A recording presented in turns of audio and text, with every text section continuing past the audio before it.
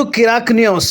మంచిర్యాల జిల్లా లక్షటిపేట మున్సిపాలిటీలోని ఊత్కూర్ చౌరస్తా వద్ద 141 మంది విపక్ష ఎంపీల సస్పెన్షన్ను నిరసిస్తూ లక్షటిపేట కాంగ్రెస్ నాయకులు అంబేద్కర్ విగ్రహం వద్ద నిరసన దీక్ష చేపట్టారు.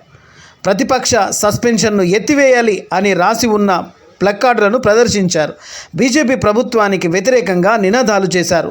కాంగ్రెస్ నాయకులు మాట్లాడుతూ ఎమ్మెల్యే కొక్కిరాల ప్రేమ్సాగర్ రావు, డీసీసీ అధ్యక్షులు సురేఖ ఆదేశానుసారం చట్టబద్ధమైన డిమాండ్ చేసేందుకు ప్రభుత్వం ప్రజాస్వామ్యం గొంతు నొక్కుతుందని ఆరోపించారు. గతంలో ఎప్పుడూ కూడా ఇంతమంది ఎంపీలపై సస్పెన్షన్ వేటు లేదన్నారు. అది కూడా సహేతుకమైన చట్టబద్ధమైన డిమాండ్ చేసిన ప్రతిపక్ష ఎంపీలపై ఇలా వేటు వేయలేదని పేర్కొన్నారు. లోక్సభ భద్రతా వైఫల్యం కేంద్ర హోంశాఖ మంత్రి ప్రకటన చేయాలని మాత్రమే ఎంపీలు అడిగినట్లు చెప్పారు. అయితే ఎంపీల అభ్యర్థనపై ప్రభుత్వం వ్యవహరించిన అహంకార పూరితమైన మాటలను చెప్పడానికి పదాలు కూడా లేవన్నారు. ఈ కార్యక్రమంలో కాంగ్రెస్ జిల్లా ఉపాధ్యక్షుడు చింత అశోక్ కుమార్, పట్టణ అధ్యక్షుడు ఎండి ఆరిఫ్, యూత్ అధ్యక్షుడు రామ్దేని చిన్న వెంకటేష్, మాజీ ఎంపీటీసీ మడిపెల్లి స్వామి, హాజీ, బొప్ప సుమన్, మకరంజ, వెంకన్న, మసాలా, సతీష్, రంజిత్ సింగ్, బోడరాజు, ఐల విజయ్, వెన్న మహేష్, ఎండి మంజూర్ తదితరులు కార్యక్రమంలో పాల్గొన్నారు. మొన్న పార్లమెంట్లో ఇండియా కూటమి ఎంపీలకు సస్పెన్షన్ చేశారు.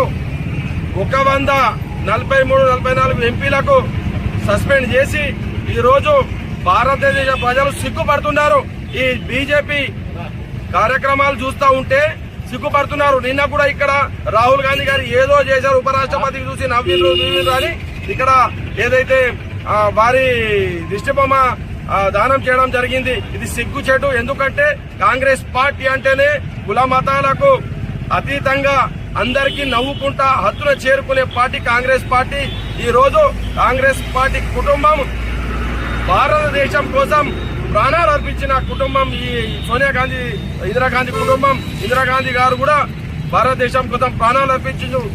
రాహుల్ గాంధీ గారి తండ్రి గారు రాజీవ్ గాంధీ గారు కూడా భారతదేశం కోసం ప్రాణాలు అర్పించారు. మరి నెహ్రూ గారు జైల్లో ఉన్నారు. మరి మీరు ఏం చేసారు బీజేపీలో అని మేము మీకు ఈ ప్రశ్న అడుగుతున్నాము. ఏం లేదు, కుల మతాల చిచ్చు పెట్టి రాక్షస ఆనందం పొందే మీరు ఈ ప్రజలు మీకు అతి త్వరలో తిరస్కరిస్తారు.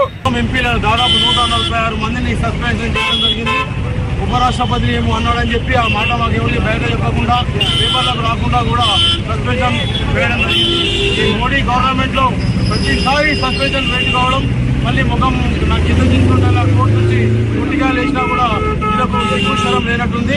మరి మొన్ననే రాహుల్ గాంధీ గారిని సస్పెన్షన్ చేసి ఇల్లు కాల్ చేసి ఇవన్నీ చేస్తే మళ్ళీ కోర్టు నుంచి ఆయనకు పిటిషన్ ఇస్తే ఇమీడియట్ వచ్చి మళ్ళీ సస్పెన్షన్ ఎత్తివేసి తప్పైందని క్షమాపణ చెప్పడం.